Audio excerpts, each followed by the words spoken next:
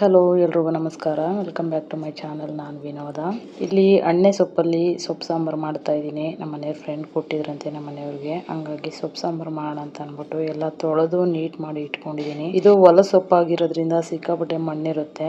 ತುಂಬಾ ಹೊತ್ತು ತೊಳಿಬೇಕು. ಫಸ್ಟೇ ನೆನೆಸಿ ಆಮೇಲೆ ತೊಳಿಬೇಕು. ಎಲೆಗಳಲ್ಲಿ ಏನಾದರೂ ಮಣ್ಣು ಕಚ್ಕೊಂಡಿದ್ರೆ ಅದು ನೆಂದು ಬಿಟ್ಕೊಂಡಿರುತ್ತೆ. ಹಂಗಾಗಿ ನೆನೆಸಿ ಆಮೇಲೆ ತೊಳಿಬೇಕು. ಸೊಪ್ಪು ಸಾಂಬಾರು ಒಂದೇ ತರ ಮಾಡಿ ತಿನ್ನೋದಕ್ಕೆ ಬೇಜಾರಾಗುತ್ತೆ ಅನ್ನೋರು ಈ ರೀತಿ ಒಂದ್ಸಲ ಡಿಫ್ರೆಂಟ್ ಸ್ಟೈಲಲ್ಲಿ ಟ್ರೈ ಮಾಡಿ ಸೊಪ್ಪು ಸಾಂಬಾರನ್ನ ಮುದ್ದೆಗೆ, ಅನ್ನಕ್ಕೆ ಎಲ್ಲದಕ್ಕೂ ಸೂಪರ್ ಆಗಿರುತ್ತೆ. ಚಪಾತಿ, ದೋಸೆನೂ ಕೂಡ ಮಾಡ್ಕೊಬೋದು ನೀವು ಇದಕ್ಕೇನೆ.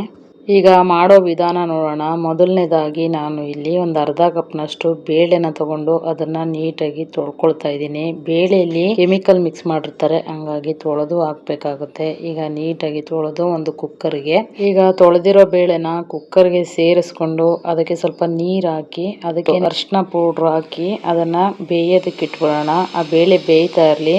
ನಾನು ಸಾಂಬಾರನ್ನ ಪಾತ್ರೆಯಲ್ಲಿ ಮಾಡ್ತಾ ಇಲ್ಲ, ಕುಕ್ಕರಲ್ಲಿ ಮಾಡ್ತಾ ಇದ್ದೀನಿ. ಅದಕ್ಕೋಸ್ಕರ 5 ಲೀಟರ್ ಕುಕ್ಕರ್ ತಗೊಂಡಿದ್ದೀನಿ. ನಿಮ್ಮ ಮನೇಲಿ ಯಾವ್ದಿರುತ್ತೋ ಅದರಲ್ಲೇ ಮಾಡ್ಕೊಳ್ಳಿ. ನೀವು ಪಾತ್ರೆಯಲ್ಲಾದರೂ ಮಾಡ್ಕೊಳ್ಳಿ, ಇಲ್ಲ ಕುಕ್ಕರ್ನಲ್ಲಾದರೂ ಮಾಡ್ಕೊಳ್ಳಿ. ಈಗ ಸ್ಟವ್ ಹಚ್ಕೊಂಡು ಬೇಯೋದಕ್ಕೆ ಇಡೋಣ. ಅದು ಬೇಯ್ತಾ ಇರಲಿ. ಈ ಕಡೆ ಖಾರಕ್ಕೆ ಏನೇನು ಬೇಕು ಅಂತ ನೋಡ್ಕೊಳ್ಳೋಣ.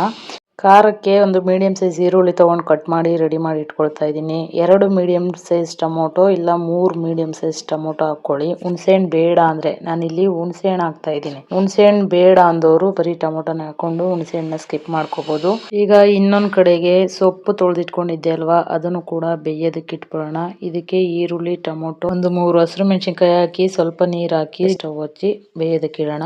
ಒಂದು ಅರ್ಧ ಭಾಗದಷ್ಟು ನೀರ್ ಹಾಕಿ, ಜಾಸ್ತಿ ಹಾಕಕ್ ಹೋಗ್ಬಿಡಿ ನೀರು, ಆಮೇಲೆ ಸ್ವಲ್ಪ ನೀರ್ ಹಾಕ್ಬಿಡುತ್ತೆ ಸಾಂಬಾರ್ ಮಾಡ್ಬೇಕಾದ್ರೆ. ಅದಕ್ಕೋಸ್ಕರ ಹಸಿರು ಮೆಣಸಿನಕಾಯಿ ಯೂಸ್ ಮಾಡಲ್ಲ ಅನ್ನೋರು ಬೇಕಾದ್ರೆ ನೀವು ಒಣಮೆಣಸಿನಕಾಯಿ ಕೂಡ ಸೇರಿಸ್ಕೋಬಹುದು. ಇಲ್ಲಿ ನಾನು ಹಸಿರು ಮೆಣಸಿನಕಾಯಿ ಹಾಕಿದ್ದೀನಿ. ಆಮೇಲೆ ಒಣಮೆಣಸಿನಕಾಯಿ ಒಗ್ಗರಣೆಗೂ ಸ್ವಲ್ಪ ಹಾಕೊಳ್ತೀನಿ. ಈಗ ಎರಡೂ ಕಡೆ ಸೊಪ್ಪು ಮತ್ತೆ ಬೇಳೆ ಬೇಯ್ತಾ ಇರ್ಲಿ. ಈ ಕಡೆ ಸಣ್ಣ ಪುಟ್ಟ ಕೆಲಸ ಇದ್ರೆ ಮಾಡ್ಕೊಂಡು ಒಗ್ಗರಣೆಗೆ ರೆಡಿ ಮಾಡಿ ಇಟ್ಕೊಳ್ತಾ ಇದ್ದೀನಿ. ಒಗ್ಗರಣೆಗೆ ಕರಿಬೇವು, ಒಣಮೆಣಸಿನಕಾಯಿ, ಸ್ವಲ್ಪ ಬೆಲ್ಲ, ಸ್ವಲ್ಪ ಹುಣಸೆಹಣ್ಣು, ಒಂದು 3 ಸ್ಪೂನ್ ಆಗುವಷ್ಟು ಧನಿಯಾ ಪುಡಿ ಹಾಕಿ ರೆಡಿ ಮಾಡಿ ಇಟ್ಕೊಳ್ತಾ ಇದ್ದೀನಿ. ಇದಕ್ಕೇನೆ ಲಾಸ್ಟ್ ಅಲ್ಲಿ ಸ್ವಲ್ಪ ಹಿಂಗ್ ಹಾಕ್ಬೇಕು. ಹಿಂಗುನು ಕೂಡ ಇಟ್ಕೊಳ್ತಾ ಇದ್ದೀನಿ. ಇವಾಗ ನೋಡಿ ಬೇಯ್ತಾ ಇದೆ.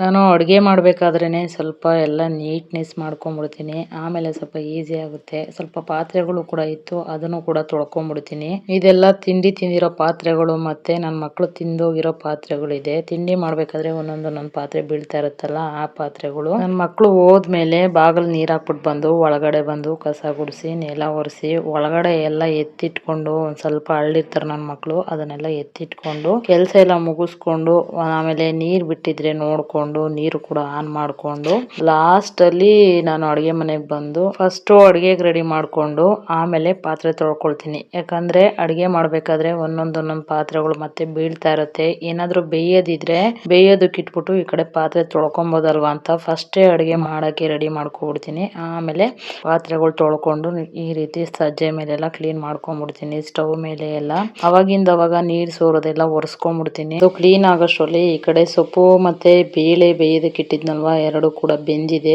ಸಪ್ರೇಟ್ ಆಗಿ ಎರಡು ಕೂಡ ಮಸ್ಕೊಂಡ್ಬಿಡ್ತೀನಿ. ನೀರು ತೆಗೆದ್ಬಿಟ್ಟು ಆಮೇಲೆ ಮಸಿಬಹುದು. ನಾನು ಹಂಗೆ ಮಸಿತಾ ಇದ್ದೀನಿ. ಸುಮ್ನೆ ನೀರಲ್ಲೇನೆ ಈ ತರ ಮಸ್ತ್ ಬಿಟ್ರೆ ಅದು ನುಣ್ಣಗಾಗುತ್ತೆ. ಎರಡು ಕೂಡ ಅದೇ ರೀತಿ ನಾನು ಮಸ್ಕೊಳ್ತಾ ಇದ್ದೀನಿ. ಈಗ ಮಸ್ತಿರೋ ಸೊಪ್ಪನ್ನ ಬೇಳೆ ಬೆಂದಿತ್ತಲ್ವಾ ಅದೇ ಕುಕ್ಕರ್ಗೆ ಸೇರಿಸ್ಕೊಳ್ತಾ ಇದ್ದೀನಿ. ಹಸಿರು ಮೆಣಸಿನಕಾಯಿ ಹಂಗೆ ಕಾಣ್ತಾ ಇದೆ ನೋಡಿ. ಹಂಗೆ ಊಟ ಮಾಡ್ಬೇಕಾದ್ರೆ ಅದನ್ನ ಕಿವುಚ್ಕೊಂಡು ಕೂಡ ತಿನ್ಬೋದು ನೀವು. ಇದಕ್ಕೇನೆ ಇವಾಗ ಸ್ವಲ್ಪ ಹುಣಸೆ ಹುಳಿ ಹಾಕೋಬಹುದು. ಇಲ್ಲ ಅಂದ್ರೆ ಟೊಮೊಟೊನೇ ಇನ್ನೂ ಒಂದು ಎಕ್ಸ್ಟ್ರಾ ಆಡ್ ಮಾಡ್ಕೋಬಹುದು, ಹುಣಸೆ ಹುಳಿ ತಿನ್ನಲ್ಲ ಅನ್ನೋರು. ಒಂದು 3 ಸ್ಪೂನ್ ಆಗೋಷ್ಟು ಧನಿಯಾ ಪುಡಿ ತೆಗೆದಿಟ್ಕೊಂಡಿದ್ನಲ್ವಾ, ಅದನ್ನು ಹಾಕಿ ಸ್ವಲ್ಪ ಉಪ್ಪು ಹಾಕಿ ಹಿಂಗೇನೆ ಇದನ್ನ ಬೇಯಿಸ್ಕೊಂಡ್ಬಿಟ್ರೆ ಮಸೊಪ್ಪು ಸಾಂಬಾರ್ ರೆಡಿ ಆಗುತ್ತೆ. ಈ ರೀತಿ ಸ್ಟೈಲಲ್ಲಿ ಒಂದ್ಸಲ ಟ್ರೈ ಮಾಡಿ ನೋಡಿ, ತುಂಬಾ ಚೆನ್ನಾಗಿರುತ್ತೆ. ಇದನ್ನ ಕಲಸ್ಕೊಂಡು ನೀಟಾಗಿ ಸ್ವಲ್ಪ ನೀರ್ ಸೇರಿಸ್ಕೊಳ್ಳೋದಿದ್ರೆ ಸೇರಿಸ್ಕೋಬಹುದು, ಬೇಕು ಅಂದ್ರೆ. ಇಲ್ಲ ಅಂದ್ರೆ ಬೇಡ, ಹಂಗೆ ಗಟ್ಟಿನೇ ಇರ್ಲಿ ನಮ್ಗೆ ಅಂದ್ರೆ ಬೇಯಿಸ್ಕೊಂಡು ಇದಕ್ಕೆ ಒಂದು ಒಗ್ಗರಣೆ ಕೊಟ್ಕೊಂಡು ತಿಂತಾ ಇದ್ರೆ ಹೆಂಗಿರುತ್ತೆ ಗೊತ್ತಾ, ಸೂಪರ್ ಆಗಿರುತ್ತೆ.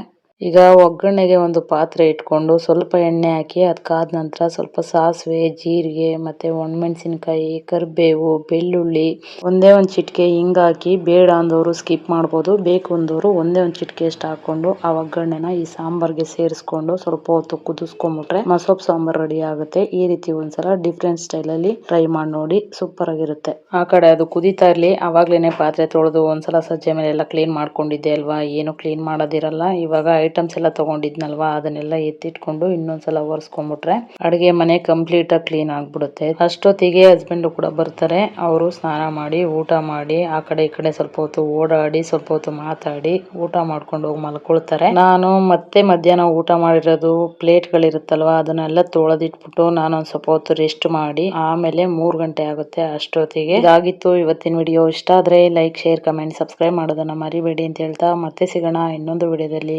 ಅಲ್ಲಿವರೆಗೂ ಬಾಯ್, ಟೇಕ್ ಕೇರ್, ನಮಸ್ತೆ.